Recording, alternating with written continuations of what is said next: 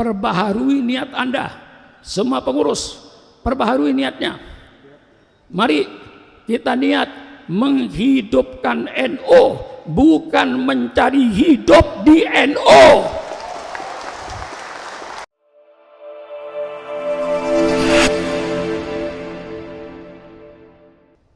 Dalam kesempatan ini saya tidak ceramah kayak di kampung-kampung yang bangsa 2 jam. Mungkin cukup 15 menit lah untuk menyampaikan apa yang ada di benak saya. Yang ingin saya sampaikan sejarah Jam'iyah Nahdlatul Ulama sejak dari bahan bakunya, timbulnya, lahirnya Nahdlatul Ulama sekitar tahun 1922, di mana Saudi Arabia dikuasai oleh Raja Ibnu Saud yang agamanya dipegang oleh Muhammad bin Abdul Wahab sebagai janji politik. Politik dipegang oleh Raja Ibnu Saud, agama dipegang oleh Muhammad bin Abdul Wahab yang menjadi aliran sering disebut aliran Wahabi.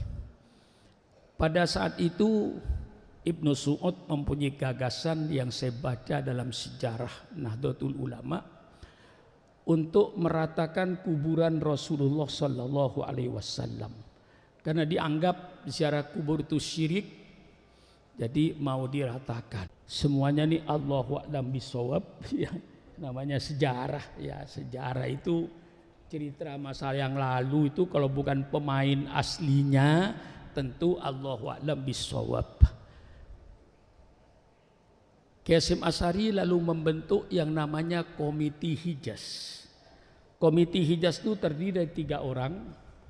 Pertama Kiai Wahab Hasbullah, yang kedua guru besar dari Mesir yang mengajar di Tubuireng Syekh Al-Ghonawi, yang ketiga itu saya agak ragu-ragu dari Pekalongan apakah itu Kiai Ilyas almarhum. Komite Hijaz ini berangkatlah ke Mekah untuk menemui Ibnu Saud supaya berdialog. Itu berdialog wajadilhum billati aksan, adu argumentasi agar kuburan Rasulullah itu tidak diratakan dengan tanah. Nah, itu saya khawatir kayak tokoh NU kita Pak Saiful itu tidak terlalu mendalami sejarah ini, yang muda-muda ini. Jadi saya ini sebagai, ya barangkali di NU itu yang paling tua saya ini. Mungkin tidak ada lagi yang lebih tua dari saya ini. Sudah 82 tahun lebih saya ini, hidup saya ini. Nah, jadi saya tahu sejarah NU ini dari bakal cikalnya yang mau jadi NU ini. Berdialoglah Kiai Wahab Hasbullah, dia seorang alim, rasional, dalil-dalil qot'inya itu mantap. Kalau sudah rapat surya NU, kalau sudah Kiai Wahab keluar dengan ilmu usulil fikihnya, semua para ulama itu tunduk dan patuh. Dialog dengan Ibnu Saud, alhamdulillah menurut sejarah yang ditulis oleh Abu Bakar Aceh, Profesor Abu Bakar Aceh, kita menang. Akhirnya kuburan Rasulullah tidak terjadi diratakan. Ini perjuangan internasional. Jadi seandainya waktu itu barangkali Hadratus Syekh Hasyim tidak membentuk Komite Hijaz, barangkali ya barangkali, tapi tidak mungkin kuburan Rasulullah bisa habis itu. Satu-satunya dari Indonesia Komite Hijaz ini yang berani menghadap Ibnu Saud, ngajak berdialog, adu argumentasi, dan ternyata berhasil. Begitu Komite Hijaz berhasil, pulanglah ke Indonesia lapor bahwa sukses. Lalu Kiai Wahab minta supaya dibubarkan Komite Hijaz ini, karena tugas sudah selesai. Kuburan Rasulullah tidak jadi digusur. Nah, Hadratus Syekh menyampaikan jangan, teruskan Komite Hijaz ini, bentuk satu organisasi. Karena apa? Nanti bangsa Indonesia, umat Islam khususnya, masih pasti mundar-mandir ke Saudi. Di situ pasti ajaran Wahabi itu akan dipompakan kepada jamaah haji, dan itu benar. Cuman saudara kan tidak peduli toh. Setiap saudara haji pasti yang dibagi-bagi itu buku Wahabi. Tapi untung oleh saudara tidak dibaca. Ya kalau saya membaca maka saya tahu. Nah itu ya, ini syirik, ini syirik, ini bid'ah, ini bid'ah, ini bid'ah. Pokok kalau tidak ada pada zaman Nabi itu namanya bid'ah. Itu sebenarnya pengertian tidak benar. Asli daripada hadisnya itu panjang.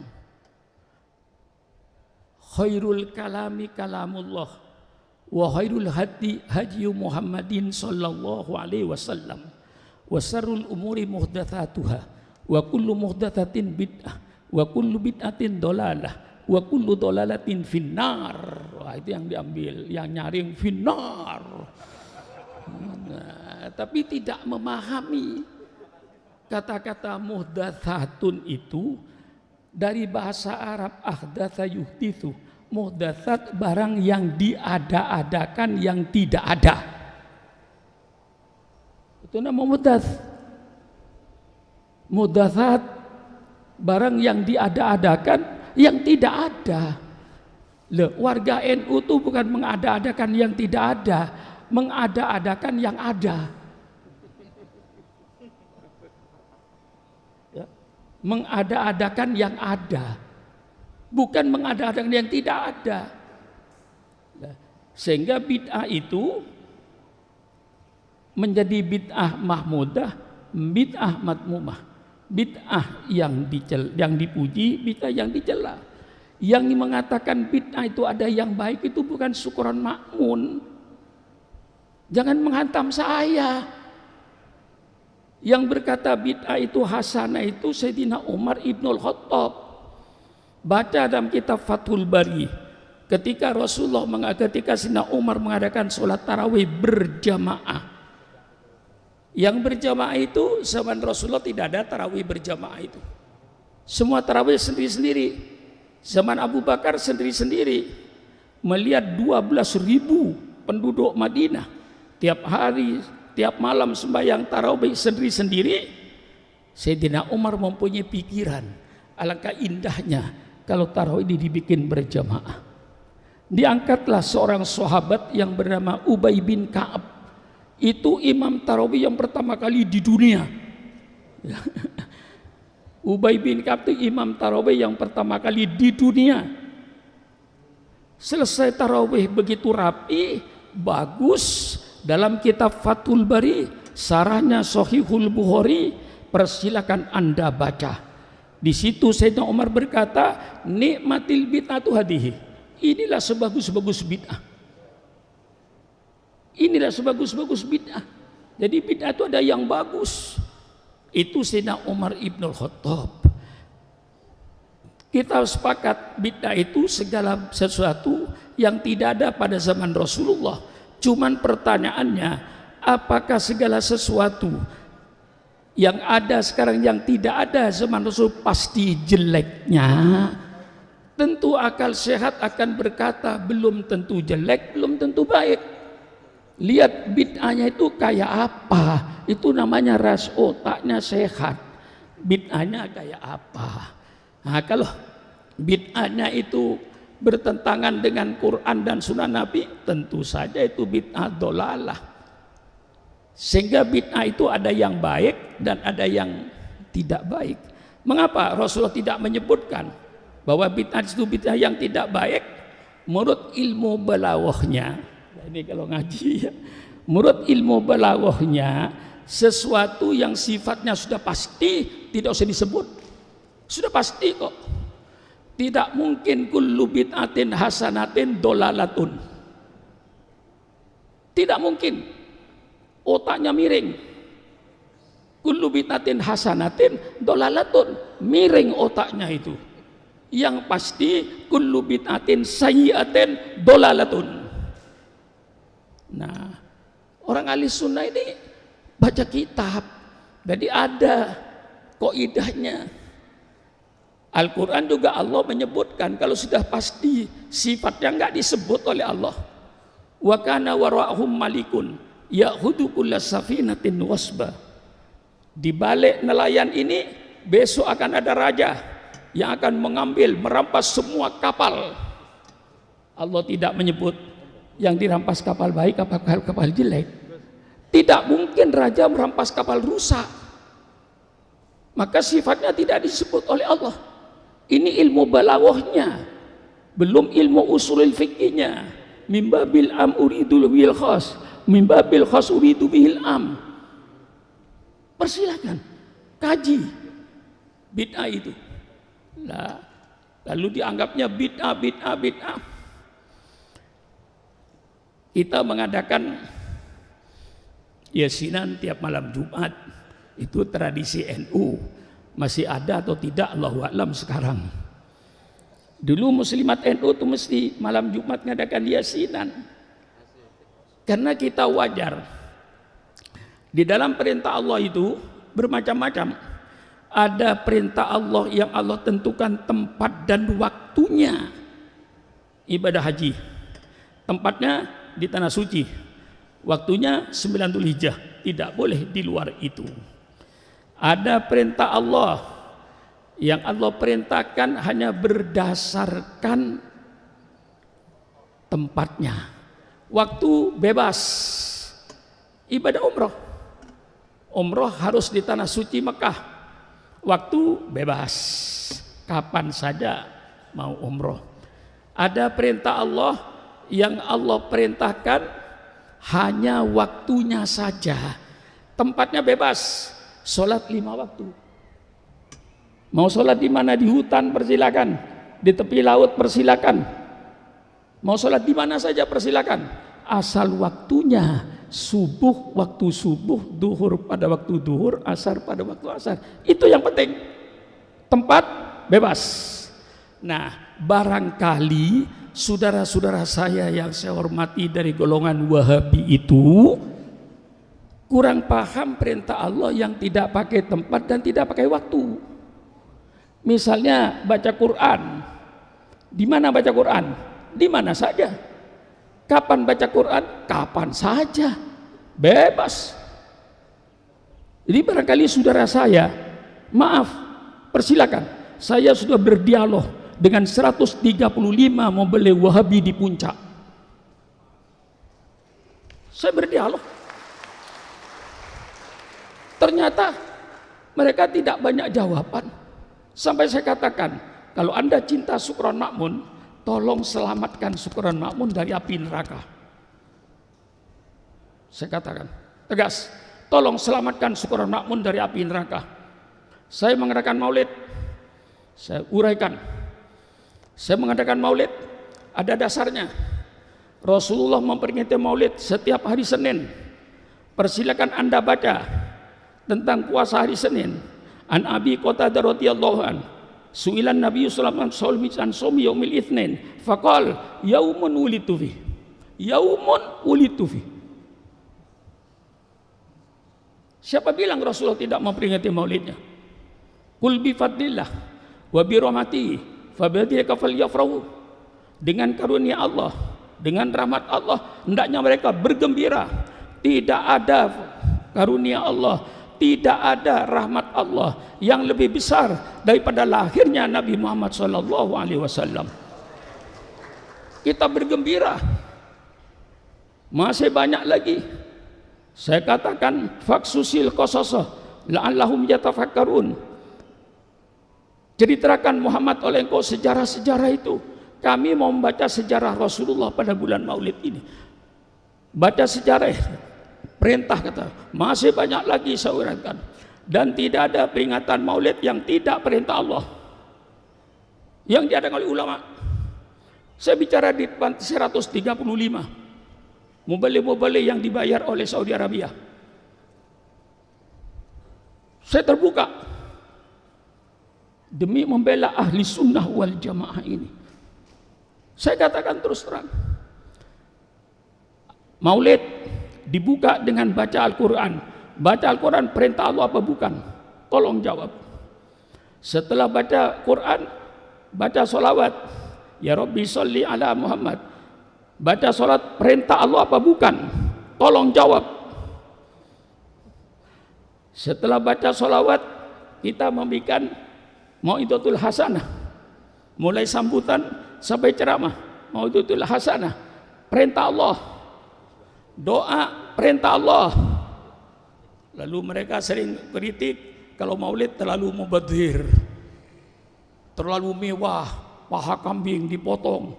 Saya bilang, orang duduk mulai jam 8 maulid sampai jam 12, selesai dikeluarkan nasi, lauknya cuma tempe kecil-kecil. Kira-kira marah apa tidak? Kira Pak Suharso marah nggak kira-kira? Sudah duduk mulai jam 8 maulid, keluar nasi, baunya tempe, di rumah tempe, maulid tempe, lama-lama kita mati dengan tempe. Kita menggembirakan orang. Oh ya, ya di waktu-waktunya ya. Nah, saudara-saudara ini, saya bilang sampai itu menggembirakan orang. Nah, disinilah kita, alhamdulillah, diteruskan komite Hijaz ini bernama Nahdlatul Wathon. Ya, nih, mungkin Nahdlatul Wathon ini kelanjutan dari komite Hijaz. Lama bernama Nahdlatul Wathon, belum bernama Nahdlatul Ulama. Kemudian musyawarah di Bubutan Surabaya, kurang lebihnya saya tidak hafal detailnya, sekitar tahun 26 dirobahlah Nahdlatul Wathon menjadi Nahdlatul Ulama. Yang tetap bertahan tidak mau ikut Nahdlatul Ulama Kiai Zainuddin Pancor, Lombok Timur. Sampai sekarang dia pakai Nahdlatul Wathon, dirubah menjadi Nahdlatul Ulama sebagai jamiah. Nah, perlu diketahui mengapa tahun 26 itu berbentuk jamiah, tidak berbentuk partai politik. Ingat saudara, itu zaman Belanda. Kalau saudara bergerak di bidang politik, pasti ditembak oleh Belanda, dibunuh. Karena Belanda ingin menjajah Indonesia. Tidak boleh ada gerakan politik. Yang diizinkan oleh Belanda hanya gerakan keagamaan, sosial keagamaan. Maka NU ngambil jalan supaya tidak dimusuhi Belanda. Berdirilah Jamiah Nahdlatul Ulama tahun 1926 hasil musyawarah di Bubutan Surabaya. Walaupun namanya Jamiah Nahdlatul Ulama, tapi para ulama mempunyai rasa tanggung jawab terhadap umatnya, sehingga tingkah lakunya tingkah laku politik. Namanya jamiah, tapi tingkah lakunya tingkah laku politik untuk menjelang memperjuangkan kemerdekaan Republik Indonesia. Sehingga dari Nahdlatul Ulama itu menjadi panitia persiapan kemerdekaan, termasuk Pak Wahid Hasyim, Kiai Maskur. Dan itu semua masuk di panitia kemerdekaan. Nah, berarti ini politik. Tapi namanya jamiah. Tapi tingkah lakunya politik. Memperjuangkan kemerdekaan. Ini saya baca apa adanya, yang saya tahu. Saya tidak mau menyembunyikan ilmu kepada generasi muda ini.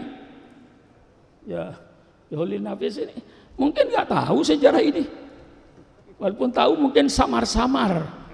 Ya, sekarang saya tandaskan supaya tahu betul NU itu dari mana cikal bakalnya dulu itu. Nah, bergeraklah dalam kemerdekaan, tidak pernah absen. NU dalam memperjuangkan kemerdekaan masuk dalam panitia persiapan kemerdekaan. Merdekalah tahun 45. Begitu merdeka yang punya gagasan Masyumi, insya Allah itu kayak Wahid Hasyim Nahdlatul Ulama. Supaya wajah Islam itu satu partai politik, jangan pecah satu aja. Yang bernama Majelis Syura Muslimin Indonesia Masyumi, itu gagasan dari Nahdlatul Ulama itu. Nah, kerjasamalah di dalam ya itulah namanya politik. Allahu a'lam bishawab. Setelah merdeka lahirlah Masyumi, NU masuk di dalamnya dan yang punya gagasan. Berjalanlah Masyumi ini berjalan, akhirnya terasa oleh NU istilah waktu itu Allahu a'lam bishawab, NU yang tahlilan, mereka yang dapat berkat. Menteri mereka, dirjen-dirjen mereka, NU hampir tidak kebagian. Jadi istilahnya waktu itu yang tahlilan orang NU, begitu pembagian berkat Pak Saiful kagak dapat, gitulah istilahnya. Nah, pada akhirnya Kiai Wahab dengan Rasulullah itu berpikir lagi, timbullah muktamar Palembang. Wah, hafal NU saya ini, ngelotok kesuran NU saya ini. Iya, tahun 52 timbullah muktamar NU di Palembang. Keluarlah NU dari Masyumi. Berdirilah sekarang Partai Nahdlatul Ulama. Berdiri Partai Nahdlatul Ulama menjadi partai politik. Waktu itu semua ulama menyatu. Ada di NU semua yang ahli sunnah wal jamaah. Tidak ada yang di luar. Semua ulama ahli sunnah wal jamaah berada di dalam NU. Bersatu. Sehingga waktu itu menjadi partai besar, partai ketiga. Gilirannya PNI nomor 1, Masyumi nomor 2, Nahdlatul Ulama nomor 3, nomor 4 PKI yang selalu berkhianat. Itu sejarah yang menulis, NU hafal khianatnya itu. Nah, keluar jadi partai politik. Nah, kalau jadi partai politik namanya Partai Nahdlatul Ulama. Disitulah sayap-sayapnya hidup. Di setiap kantor Sarbu Musi, Serikat Buruh Muslimin Indonesia, kepunyaan NU. Sarnemi, Serikat Nelayan Muslimin Indonesia, di pantai utara itu semuanya benderanya Partai NU di Tegal mana itu. Berdiri lagi Les Bumi, Lembaga Seni Budaya Muslimin untuk menyaingi Lekra. Waktu itu setiap ranting NU mesti punya drum band. Sehingga kalau NU keluar geger, karena drum bandnya tiap ranting NU punya. Pada waktu itu semangatnya naik. Timbul lagi Perguno, Persatuan Guru Nahdlatul Ulama. Berdiri lagi macam-macam dari organisasi ini, Pertanu, Persatuan Tani Nahdlatul Ulama, semuanya berkembang. Ma'arif berkembang, semua madrasah-madrasah Ma'arif Nahdlatul Ulama. Subhanallah, subhanallah, hebat waktu itu. Semuanya bergerak. Komponen Nahdlatul Ulama bergerak seluruhnya. Sampai nelayannya, sampai pertaniannya, sampai pergununya, PMII-nya, PMII-nya, sampai Ibnu-nya berdiri. Kemuslimatnya tampil, fatayatnya tampil, semarak. Sehingga waktu itu NU kalau tidak salah punya kursi 66 kursi di DPR. Lalu pimpinan-pimpinan waktu itu kita bangga. Ketua DPR NU, Ketua MPR NU, hafal saya, Kiai Haji Ahmad Sayhu. Ketua MPR Pak Suban ZE, Ketua MPR itu, menterinya, Perdana Menterinya pernah Idham Khalid, Ketua DPR-nya Kiai Haji Ahmad Sayhu, Menteri Sosial pernah orang NU, Menteri Keuangan pernah orang NU. Semangat Berjalanlah 65 timbul pemberontakan PKI, NU paling depan bersama-sama dengan pemerintah untuk memberantas komunis. Saya tidak menghilangkan lembaga-lembaga lain di dalam menumpas PKI, tapi insya Allah yang paling besar kontribusinya kepada pemerintah waktu itu Angkatan Darat adalah pemuda Ansor dengan Bansernya. 65 berjalan, lalu timbullah pemerintahan Orde Baru zaman Pak Harto. Nah disitulah 5 menit. Ya. Alhamdulillah, betul akhir sudah tiba karena macet. Saya 10 menit lagi lah. Ya, kan. Tahun 73 politik waktu itu, enggak tahu saya Pak Saiful masih di mana tahun 73 itu. Masih sudah lahir tapi. Oh, sudah lahir tapi. Masih kecil ya. Ya. Tahun 73 keadaan politik di bawah Pak Harto. Politik dibonsai. Artinya dibonsai, Golkar harus 60% dari pusat sampai ke daerah. Yang 40% dibagi dua. Waktu itu PDI dengan Partai Persatuan Pembangunan dibagi dua, yang 40%, 60% itu pasti Golkar. Kiai Wahab dengan Pak Idam dan seluruh Surya Indo rapat mempertimbangkan daripada kita gagal dua waktu itu, politik gagal, sedangkan NU mengadakan haul dilarang, mengadakan maulid dilarang, mengadakan Isra Mi'raj dilarang, mengadakan maulidan dilarang, apalagi kalau pembicaranya Syukron Makmun sudah pasti dicoret. Musuh nomor 1 waktu itu Syukron Makmun itu pasti. NU mengadakan haul, siapa penjara? Syukron Makmun, coret, ganti yang lain.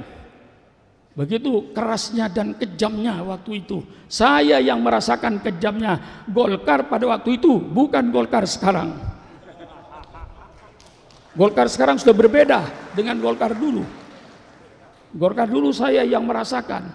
Lalu pertimbangan NU, daripada politik gagal, Nahdlatul Ulama gagal dalam menjalankan haul maulidan Isra Mi'raj, gagal, dilarang, lebih baik ayo ya strategi bukan tujuan, strategi. Yuk kita kembali ke itu supaya nggak diganggu, kembali ke itu supaya tidak diganggu, bukan tujuan pokok itu, supaya tidak diganggu.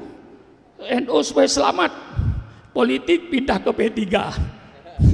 Jadi pendiri P3 itu semua ulama NU pendiri P3, ulama sepuh NU seluruhnya, tidak ada terkecualinya, adalah pendiri P3, ulama NU seluruhnya, termasuk pendiri P3. Politik ke P3, NU aman, tahlilan aman, maulidan aman, karena jamiah bukan politik. Asalnya hal NU nggak boleh politik, maulidan NU politik, Isra Mi'raj NU politik, apalagi pembicaranya Syukron Makmun sudah pasti itu tidak ada izin. Saya merasakan waktu itu saya paling depan tahun 71, Jurkam NU tahun 71, bukan P3, Jurkam NU. Lah ini sejarah. Jadi kembali ke itu, tahun 26 itu Pak Saiful strategi supaya tidak dilarang marhabanan, tidak dilarang tahlilan, tidak dilarang haul. Orang NU dengan politik insya Allah kayak air dengan ikan. Nah, maka alhamdulillah sekarang mari kita kalau Jamiah Nahdlatul Ulama, mari kembali. Saya cuman sebagai penutup, kalau semua pikirannya perbaharui niat Anda, semua pengurus perbaharui niatnya. Mari kita niat menghidupkan NU, bukan mencari hidup di NU.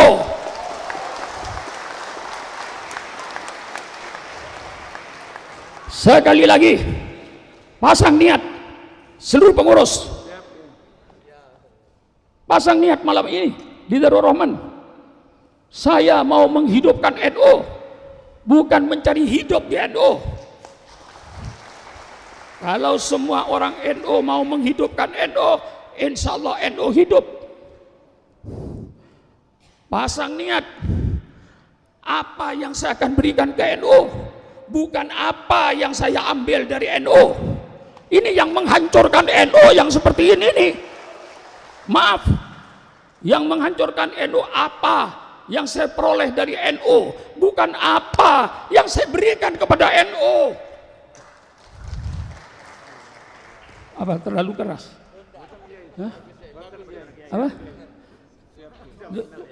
Saudara kok diem? Iya, ini saya tanamkan apa yang saya berikan kepada NU, bukan apa yang saya ambil di NU. Kalau ini menjadi sumber saudara, niat saudara, insya Allah NU hidup, menghidupkan NU, bukan mencari hidup di NU. Insya Allah kalau NU-nya hidup, yang menghidupkan bisa numpang hidup.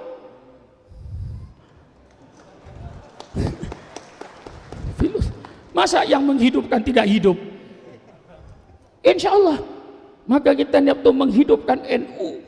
Mari supaya berani, kita mandiri, kerahkan kekuatan NU, bikin keyakinan kepada grassroots. Bagaimana mengembalikan keyakinan rakyat bawah terhadap Nahdlatul Ulama? Kalau kita sudah mampu mengembalikan keyakinan Nahdlatul Ulama di grassroots, insya Allah grassroots itu akan taat sama NU.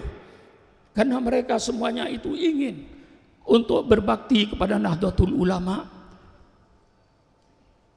NU itu kalau nanti dikerahkan Kiai Miftah, kita akan menjadi NU yang mandiri. Tidak ada ketergantungan pada orang lain.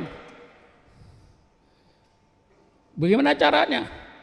Mari kita kerahkan dana nasional, gerakan semua ulama, gerakan semua mubaligh, setiap berpidato maulid gelar sorban. Kalau 5 juta, 50 juta warga Nahdien, Pak Saiful, 50 juta warga Nahdien, mereka tidak akan kesulitan untuk mengeluarkan 10.000 atau kepada yang dicintai. Bagaimana rakyat supaya cinta kembali pada Nahdlatul Ulama? Kalau dia sudah cinta sama Nahdlatul Ulama, dia akan berjuang, akan mengorbankan hartanya. Kalau 10.000 tiap orang Nahdlatul Ulama kali 50 juta, insya Allah 500 miliar terkumpul duit. Mau apa Kiai Yahya? Mau ke apa? Ketua umum. Kalau tiap bulan 500 juta, 500 miliar masuk. Gerakan. Semua kiai wajib menggerakkan. Cari dana termasuk Syukron Makmun. Semua mubaligh bulan Maulid gerakan dana nasional. Semua penceramah gelar sorban. Bungkus sorbannya kasih sama NU. Subhanallah, subhanallah, subhanallah. Maaf ya, satu kalimat. Saya belajar dulu di pesantren peribahasa bahasa Arab zaman jahiliyah. Apa kata orang zaman jahiliyah? Jawi kalbaka yadbaka, laparkan anjingmu kalau ikan nurut sama kamu. Kalau anjing lapar pasti nurut. Nahdlatul Ulama jangan jadi anjing lapar, tapi kita jadi anjing kenyang yang bisa mandiri berbuat untuk umat, untuk agama, untuk bangsa dan untuk negara. Maka Kiai Wahab kasih garis ketika partai politik, garisnya Kiai Wahab dalam politik tidak ada istilah oposisi bagi Partai Nahdlatul Ulama. Partai Nahdlatul Ulama selalu bekerja sama dengan pemerintah yang sah dalam rangka amar ma'ruf nahi mungkar, bukan bekerja sama jadi bebek, tapi amar ma'ruf nahi mungkar di dalam bekerja sama dengan pemerintah. Kurang lebihnya saya minta maaf. Wassalamualaikum warahmatullahi wabarakatuh.